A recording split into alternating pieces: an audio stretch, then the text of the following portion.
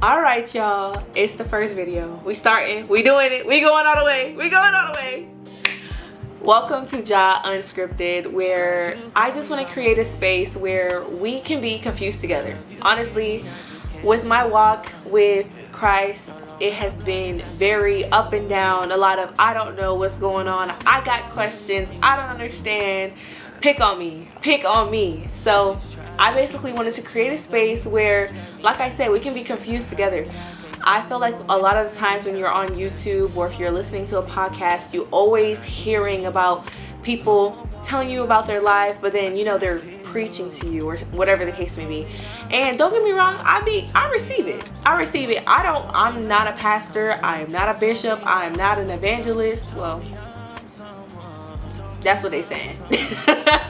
But I just want to create a space where people from all backgrounds who have questions about God can just meet in one place and just talk to each other. You know what I mean? Like, we don't have to condemn nobody because you think they wrong. Now, granted, if you stepping out of line, we can kind of, whoa, all right now.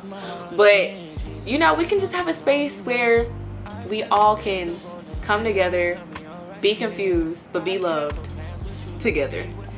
So, basically, this first video is going to be, I guess we're just gonna let it flow. Yep, flow. Yes. But I'm basically, I guess I would, all right. I'm not gonna say I'm sharing my testimony because honestly, I don't even know all the way what it is. If I'm being real. But I'm basically just gonna tell y'all about my walk and kind of a little bit about my background. First things first, my name is Janasha Charles. Last name Charles, first name Janasha. A lot of people can't say it, so I prefer to go by Ja. I got that nickname from my coach when I was in high school, but that's beside the point. All right, let's walk into it. So I am a Haitian American, a proud one as well. Both my parents are Haitian as well.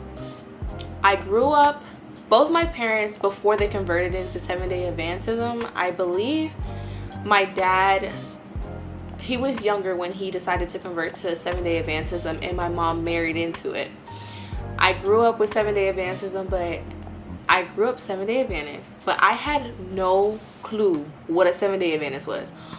All I knew is I couldn't wear earrings, I couldn't get tattoos, I couldn't eat pork, I couldn't eat any type of seafood, and we went to church on Saturdays. That's the only thing I knew. That was the only thing. Like, when people ask me, oh yeah, you go to church on Saturdays? Yes, I go to church on Saturdays. No, I don't go to church on Sundays. And it was a big thing, like, just growing up being different than everybody else, and especially when I didn't know the answers to the things. Like, they're okay, well, why are you a Seventh-day Adventist?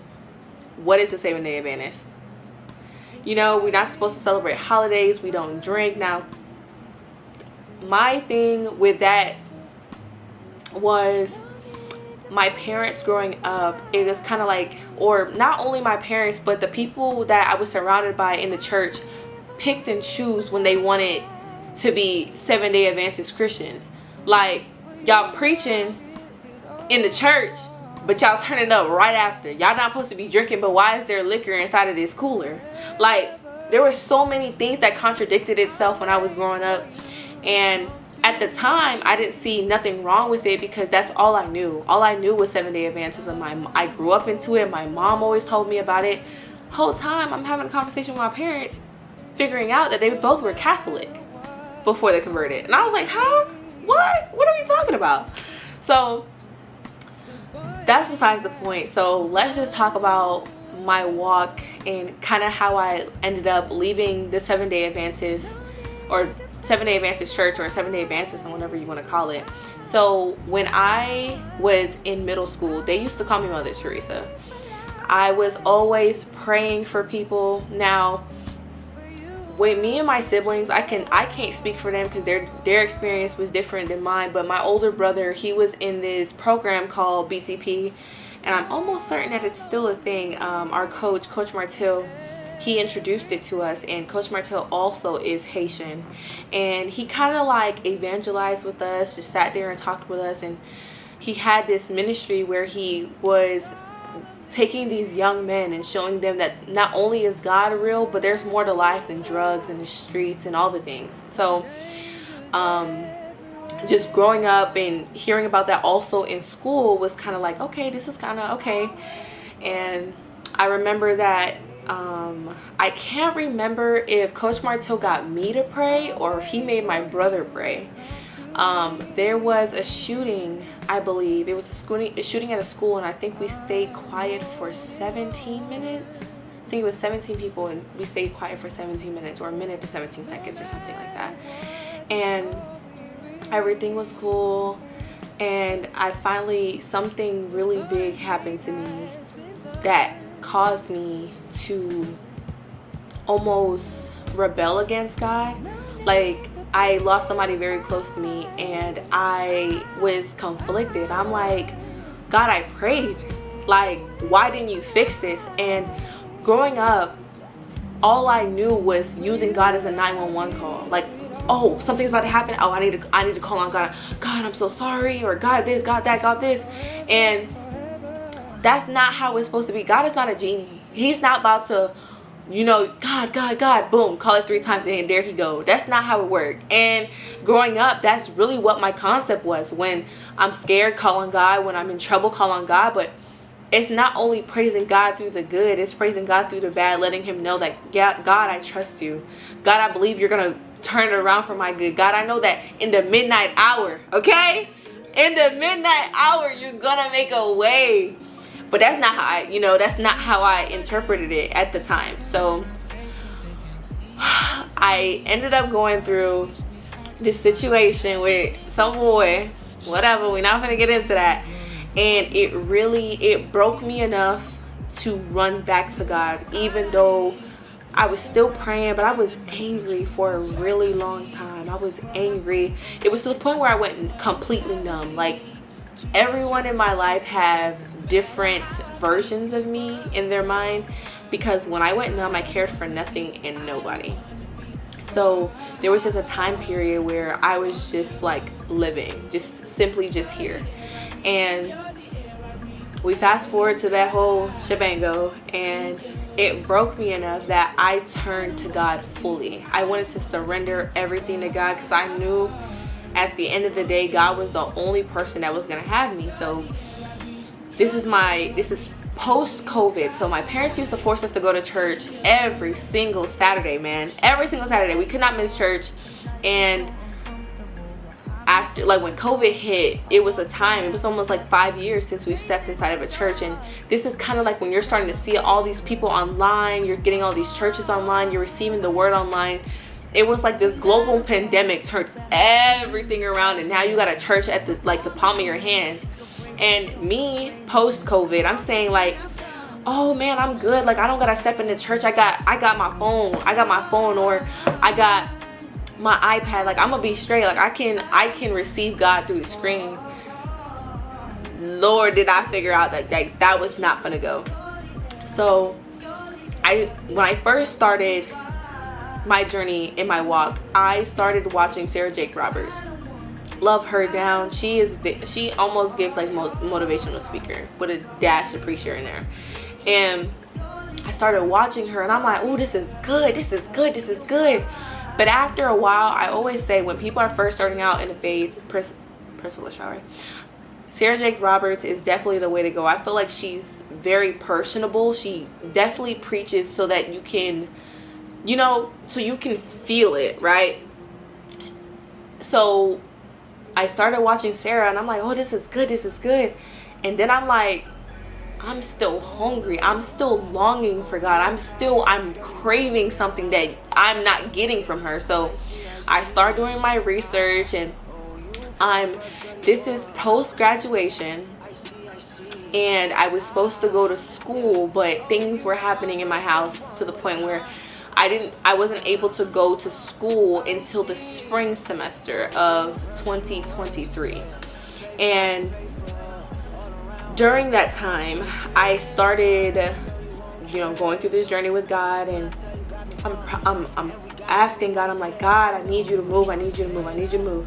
So I start diving into these all the things, and I stumble upon this woman named Priscilla Shire, and I'm like, oh, this is good.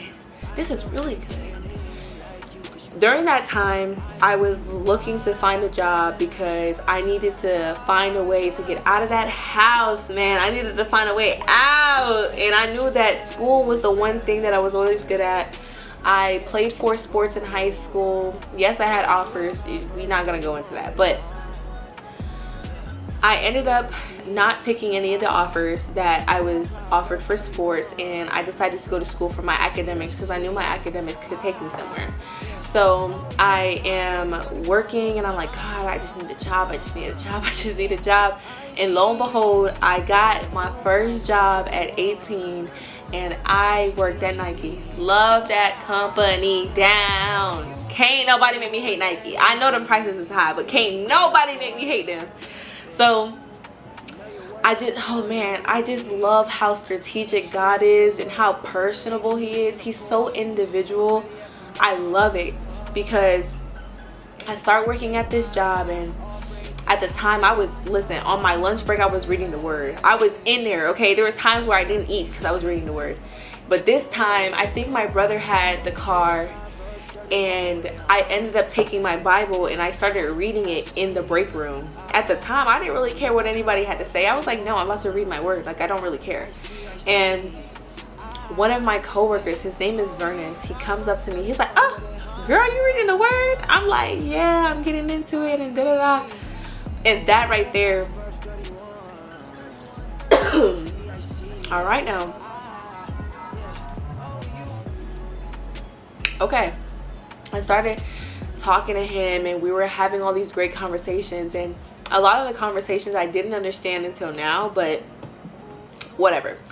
So I'm talking to Vernon and he ends up inviting me to his church, and I will never forget the first time. This is the first time I've ever experienced a Pentecostal church, y'all. Coming from Seventh-day Adventism, the biggest thing is your reputation. You cannot like dim your family's name. You can't do any of that. And it might just not be Seventh-day Adventism. It might just be Haitians, period. But one thing is like you have to stay very precise, very put together all the time, no matter what is going on. So like, even if you feel the spirit, no, you can't act out. Like, no, you have to be very put together. If you're worshiping, it's not, you can't express your emotions the way that you should feel. Like when you're feeling that, you should just let it take over. But when you let your flesh take over when you let your flesh take over instead of leading with your spirit, it'll definitely, just cut that out, right? So this is my first time walking into this Pentecostal church, and this woman comes up to me. He tells me that it's his auntie. And I remember I'm there and I'm very timid. Like they're singing, I'm standing up and I'm sitting just like this, I think. Just like this or like this, or I was just there like, okay. And at the time when I went, Vernon had invited me to, like, it was a dress down night. It was like sneakers. It was a sneaker day. They were having a sneaker day, not a sneaker ball, but they were having like a sneaker night. And the pastor says, all right, y'all, we're gonna do something called rapture practice. I'm like, rapture practice? Okay, I know what the rapture is. I know what that is. Okay, I read that in the book of Revelation. Scared me to death, but okay. And he said, when I yell out rapture practice, I want you guys to shout, give God like the best shout you got. I'm like, okay, yeah. This man finna have me screaming in the church. All right, okay, I'm with you. I'm here. Okay, I'm trying to embrace it and everything like that. Y'all, when I tell you, I thought shouting was, yes, God, yes, people, Jay, what? No. These people running laps around the church. This one dropping to the floor. This one shouting in the corner. I'm like, what are they doing with their feet? Like, what's going on? Like, I'm not understanding. Like, I'm like, I kid y'all not, y'all. I'm like looking at this and I'm like, oh, that's not cute. Ooh, Lord, help them, God. Lord, do it. Yeah, all of that. And, oh, y'all, hold on, y'all. 1 second.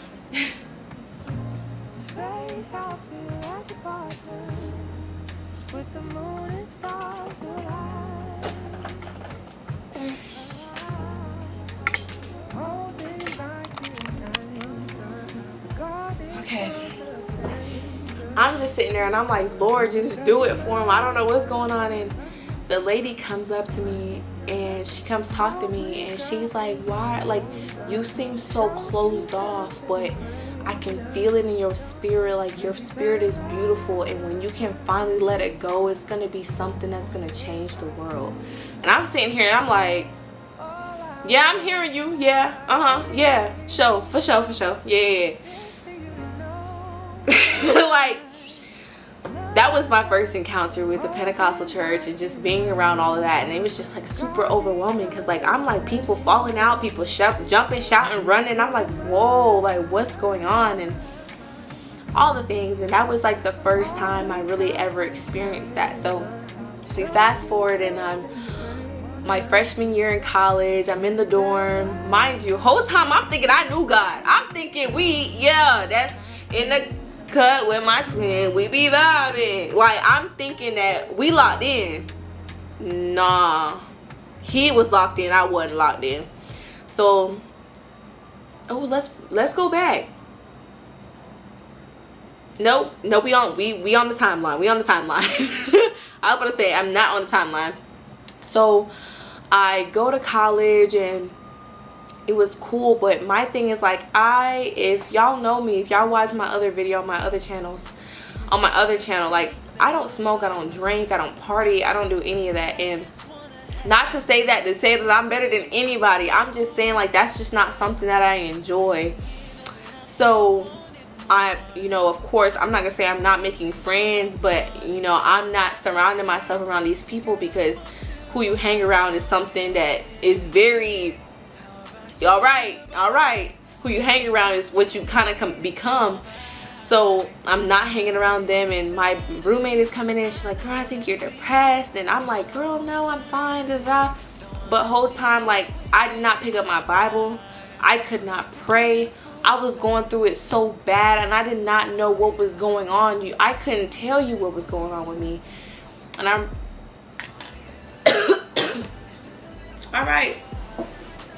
all right now.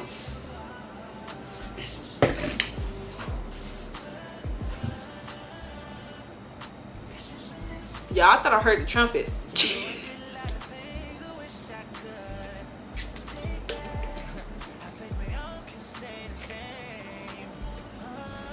All right, maybe I'm tripping. But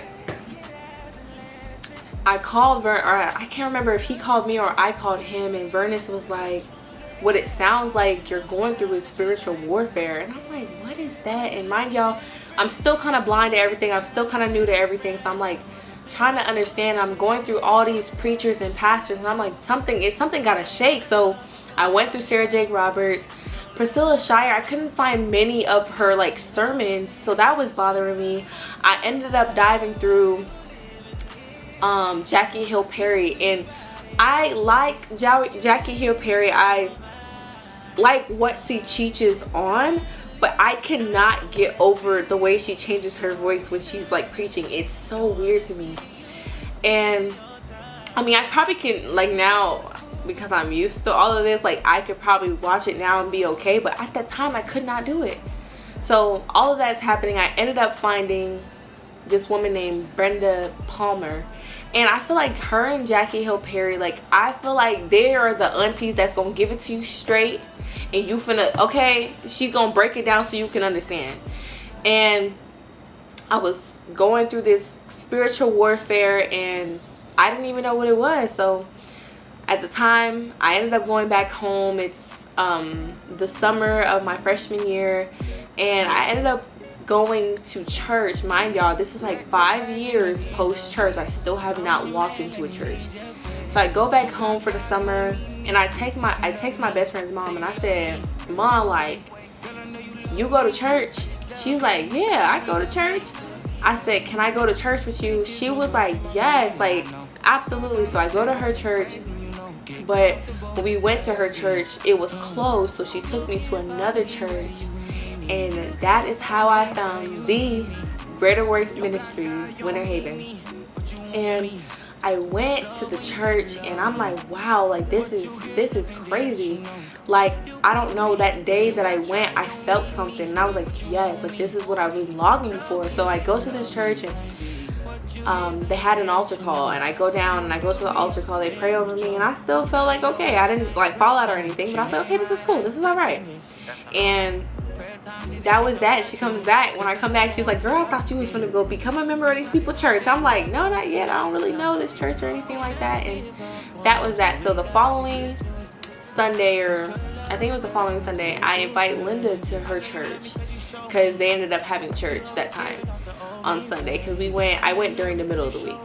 And I go to her church and I'm like not feeling it. The pastor was older and I was just confused on what he was talking about. And like I said, to each his own. Like, if y'all, this is the first video and I might just get canceled on the first video, but honestly, I do not care. Honestly, I'm gonna say how I feel and I'm gonna keep it real, because like a lot of the people don't keep it real because they scared to get canceled, and I honestly do not care. But I go to this church and I'm like, I'm not feeling it. I'm telling Linda, I said, girl, I'm about to leave. She said, girl, you drove. I'm following you. And I said, okay, well, let's go. And then we go, and I ended up going to Greater Works Ministries. And that day they had, it was like a family night or a remembrance day or something like that. And I go to this church and y'all, they jumping, they jumping, they shouting. And I'm like, yes, like I'm like on the verge of tears. I got goosebumps. I'm like, oh my gosh, like this is beautiful. This is beautiful. And ever since then, I've been going to that church and going and going and going and going. And I've been learning a lot, but I was still like, okay, something needs to give. Like, I'm not understanding. Like, I know God. I knew of God, but I didn't know God. Like, his true character, I did not know. And I'm still figuring it out, because I wasn't raised to know who God was. It was, man. Like, all I knew is that God had a son named Jesus, and then the Holy Spirit, the Holy Trinity. That's really all I knew, honestly. I knew he rose up. I didn't know what day it was. Yeah, it was bad, but go to Greater Works, and I'm going, but like it's already time to go back to school. So I wrote this letter to my pastor. But my thing with the church I go to, it's a Pentecostal church, and like you have the bishop and you have our pastor, and they're married to each other. But you know, you have armor bearers, or is that for the funeral? Hold on, y'all. Let me go fact check myself. Is the armor? Oh, let me FaceTime me. We don't have to wait. Is the armor bearer for armor bearer? Is that? Troubles are temporary. Okay. I pray that you will keep me till I see your kingdom come. Glory, hallelujah. The day that I see your son. Okay, yes, the armor bearer. I don't know what the one is for the funeral, but whatever. Like, my pastor also have those people. So mind you, my bishop is preaching this time, and it was on Wednesday when I was like I was about to leave to go back to North Carolina, because I go to school in North Carolina. And I'm like, bro, I need to stay connected to this church. Like, there's no way. Like, I finally found something that is making me feel like I'm understanding God's character and who he is. And I'm like, I don't want to lose it. So I write a letter to my pastor, and I ended up giving it to Auntie Karen. Now Auntie Karen, but her name was Karen at the time. And I gave it to her because my pastor was like, boy, she sprinted out of there. Boy, she was gone. And that was that. And I was like, okay, well, I'm never gonna see her again, because like she didn't text me that day. So it was like a week goes by, and it's like 10 o'clock at night, and my phone starts ringing. And y'all know, boy, my phone stay on do not disturb. It stay on do not disturb. It's always on do not disturb. So the call went through my do not disturb. I'm like, who is this? And I answered the phone, and I was like, all I hear is hello. And I'm like, hello. She was like, hey baby, how are you? And I'm like, I'm good. Who is this? This is Pastor Deborah. And I'm like, like, y'all, I kid you not, my heart was beating fast. I'm like, oh my gosh, like, she actually got my letter. And I'm like, oh man, this is good. And she was like, this is my personal number, and call me anytime you need me. And boy, oh boy, do I be calling her. I be calling her, and I be texting her, asking her all type of questions. But I go back to that church anytime I go back home. But all of that, right? Oh, I just keep beating on y'all. My fault. But my walk with God has been very up and down, and it gets to the point, like, when they always say, like, you build a habit, so which is why they always tell you to start when you're young so you can have that habit when you get older. Like, no uwi saba, like on Friday night, no more electronics, no more, like, when sundown hits, no electronics, no TV.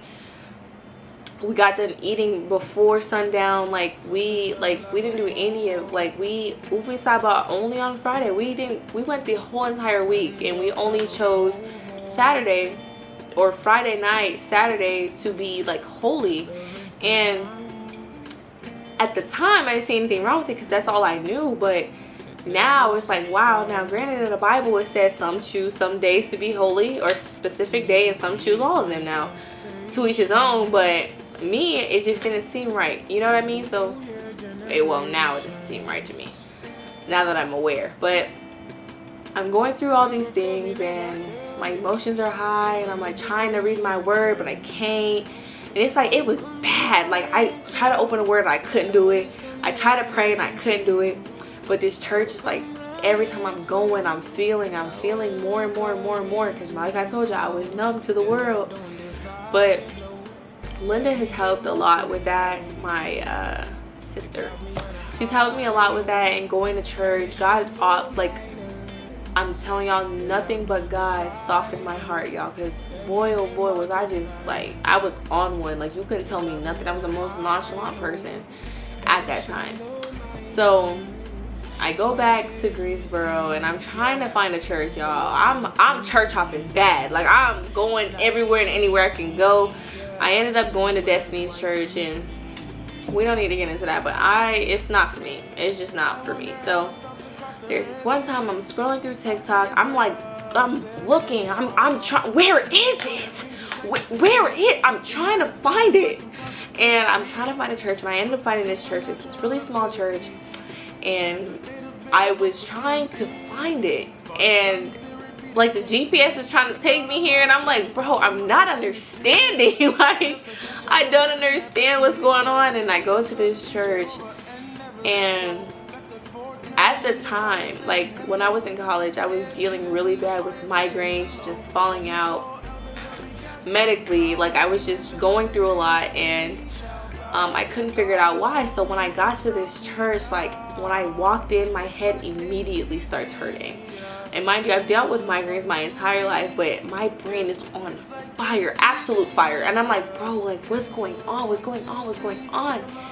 So I ended up leaving that church early, and I didn't go back in that day, but I ended up coming back that following Sunday. And I go in, and my headache comes again. I've been having a headache the entire week, and I'm like, bro, I'm going to church. I don't care.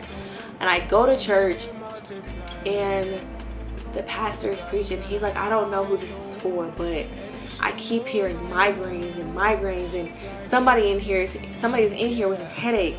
And I'm already like boo-hoo crying, and I just start crying even more. And they're like, hey, her. I got everyone like praying on me. And there's this one woman, her name is Miss Judy, and she like grabs my head, because she literally she grabbed me before when I walked in, and she was like, something is so special about you, and I can see the Spirit of the Lord on you, and all these things. And she was like, I see a crown going around your head, not on your head, but going around your head, like almost like a metal bar going around your head.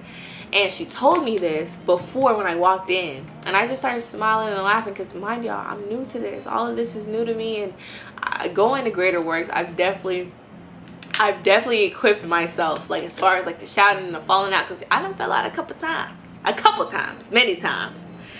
But and going, unlearning, not only stopping using God as a 911 or emergency, but building its relationship over religion. And that's something I could not understand, because I was religious. Like, my parents were super religious, the people who were in that church was super religious, and it was just really hard to unlearn that, and I'm still trying to unlearn it. So that, and letting my spirit take over rather than letting my flesh lead me, was something that I had to unlearn. Because y'all, I'm at this church, and I'm crying, and I'm like, I'm bouncing a little bit, but my body, my mind is not letting me just embrace it and just fall into it.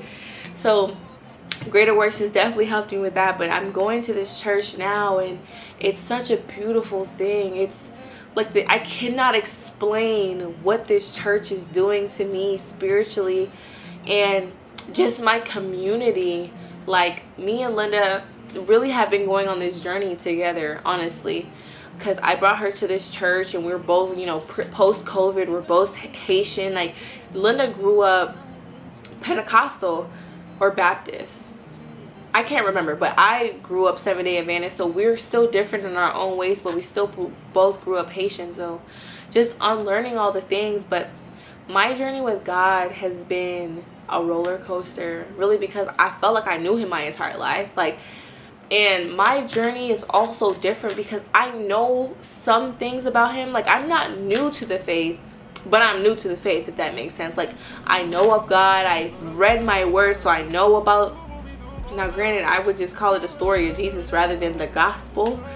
But going to this church, they have this thing called the Foundation of Faith, and it really breaks down film. Like, one term you guys will always hear me say is breaking down film is getting in this word for real. That's what I mean by breaking down film. Like, really doing inspecting, and also breaking down film is also internalizing myself. Like, what am I doing wrong that I feel like I'm not receiving the word of God correctly? Like, what is going through my mind that I cannot receive the word of God correctly?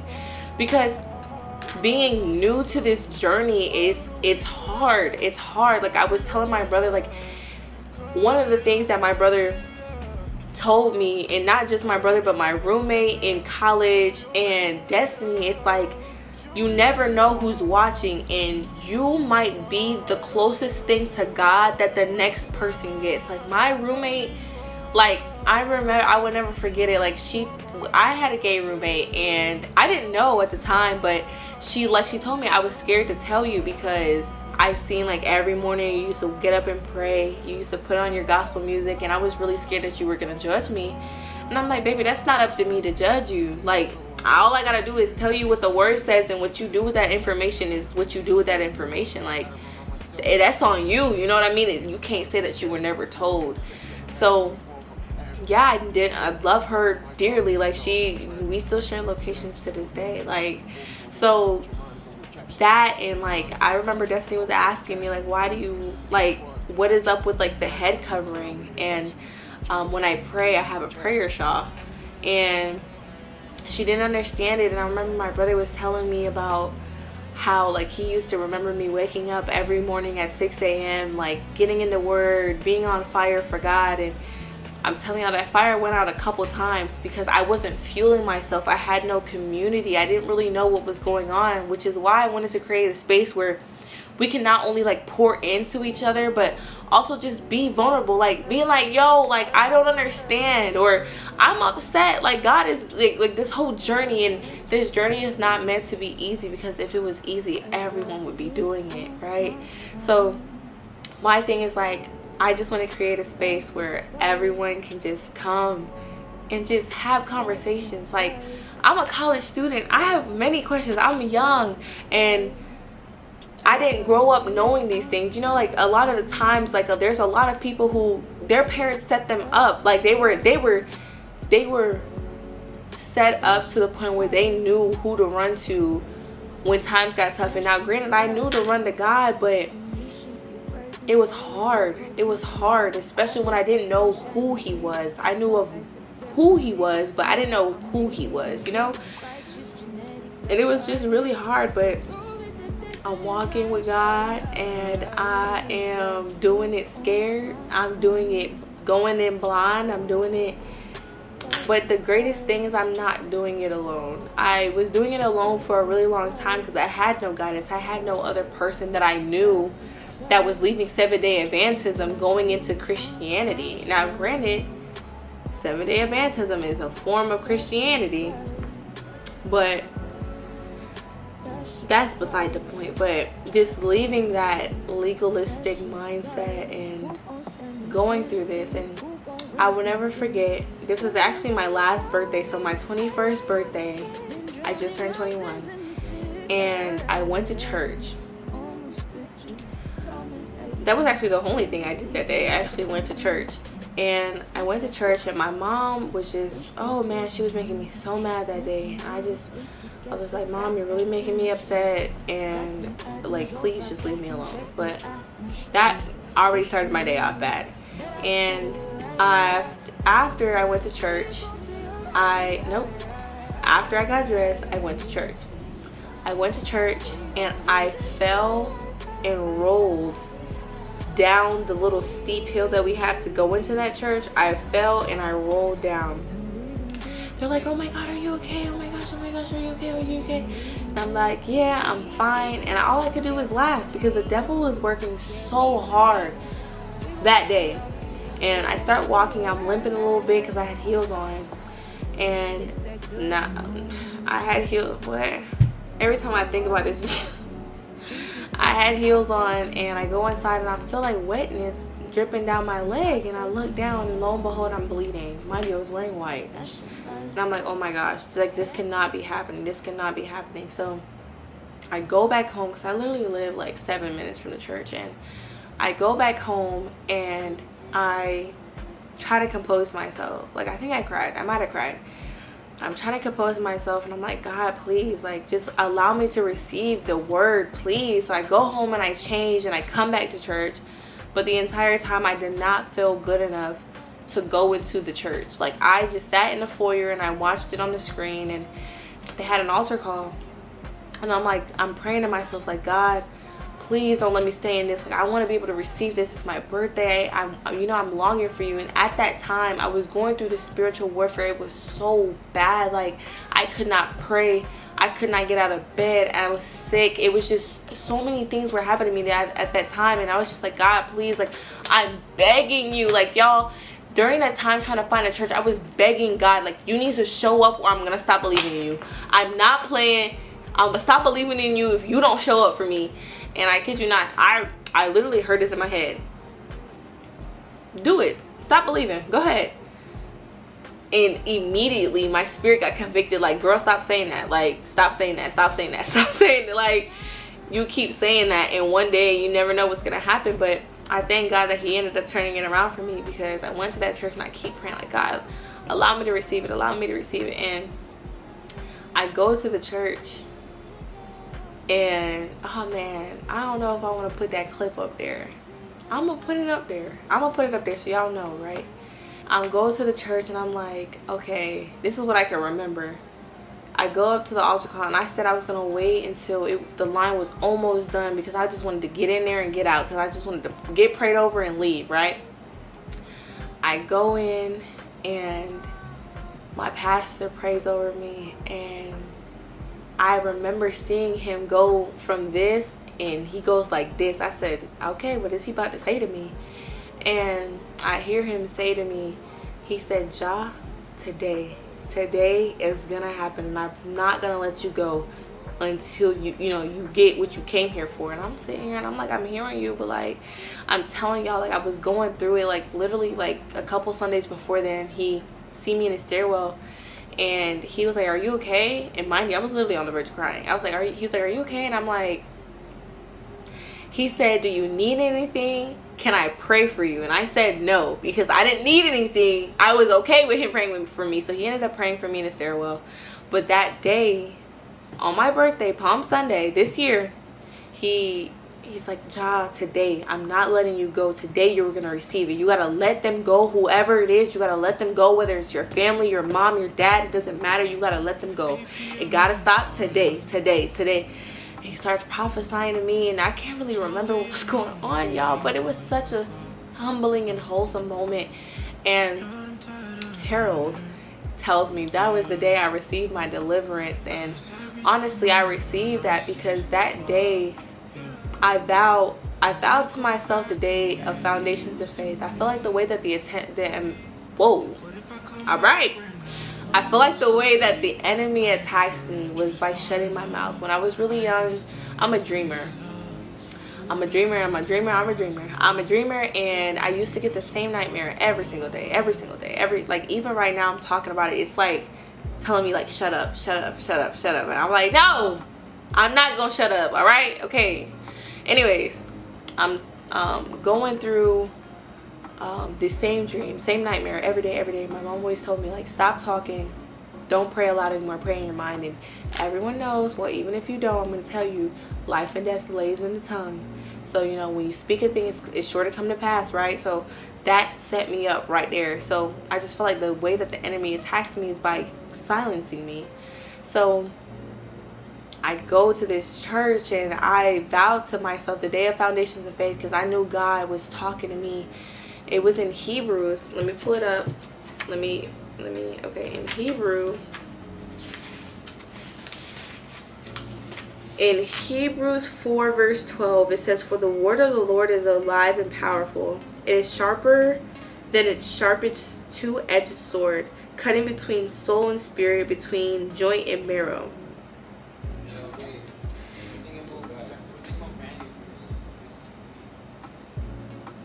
Okay, and then let's go to verse 16. So let us come boldly to the throne of our gracious God.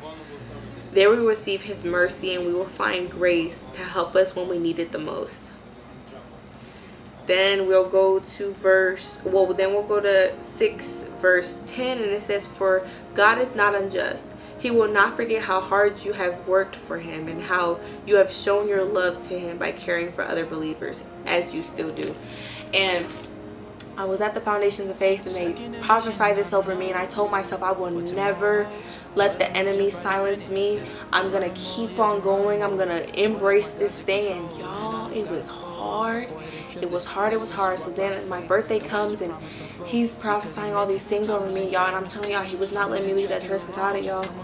And that day, I really believe I received my deliverance. And I know, like, this is kind of spotty because my memory with a lot of these things are not all the way there, but God is just so good, man. And I was very apprehensive about posting these type of videos because, like, I just kept letting the enemy get into my head, but I told myself I was gonna do this. So yeah, that's my story as far as how I came about to God. I really knew God my entire life, y'all. I've always been a church kid, just understanding the fullness of him. And I feel like with Seventh-day Adventism, we praise God for what he can do and what he does, but not because of who he is. And that was something that I also had to unlearn, and it was just so mind-boggling to me. It was just such a beautiful thing. But yeah, like, that's my story. That's my story, and that's really the gist of it, y'all. I'm still learning, I'm still fighting, I'm still going through, like, y'all, like, my very first Bible, I have like a couple of Bibles, but this is the Bible that I've been going through. I bought this I think before I received my deliverance, but I bought this Bible because I like the NLT version, and I'm a firm believer that I need a paper Bible. Like, iPad is cool, but I need to write notes. And going back into community, like, my friend, she ended up getting me like a little Bible cover. I've never owned one before, and I got a Bible and all the things. But moral of this is, the journey is hard, the path is narrow, but God, it's for a purpose. God is true to his word. God is kind, and community is something that is almost like needed. You know what I mean? Like, when I have questions, I run to my pastors. When I have questions, I run to Miss Judy. When I have questions, like my brother always say, I'll just talk to a 4-year-old. You can never be too good to get advice from anybody. But the journey is definitely hard, but we have never seen the righteous forsaken. And Man, and y'all, I'm telling y'all, I sound like the people that I used to be like, bro, please stop talking to me. Like, I used to hate when I was like going through it and these people, God is so good, God is so, I'm mad right now. Do you understand me? I'm upset. I don't want to talk about God. I don't want to hear about him. But like, honestly, God, you know, God, okay? Jesus, Archangel Michael, all of that, God of war, Elohim, hello, all of that, Jireh, El Shaddai, all of that, y'all. But there will be more to come. Just, this is the first video, y'all. I'm actually really excited. I'm really glad that I was able to start this. I just know that I feel like the devil, nope, let me not even speak that into existence. Devil, you will, listen, go find somebody else to play with. Go find somebody else to play with. But I'm really glad that I was able to talk to you all.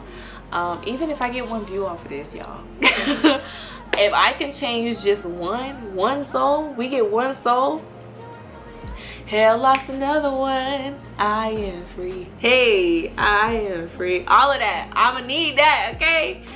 But I'm just trying to be obedient to God's word, y'all. I'm just trying to be obedient. So this was the first video. I hope y'all enjoyed. Please leave y'all's testimonies or questions that y'all might have in the comments. I'm like very curious. Like, I'm really excited to talk to everyone. I'm really excited. So please comment so I can talk to y'all. This is the way we talking. This is the way we communicating. FaceTime call. But like I said, y'all, thank y'all for tuning in to Y'all Unscripted. I will see y'all in the next one.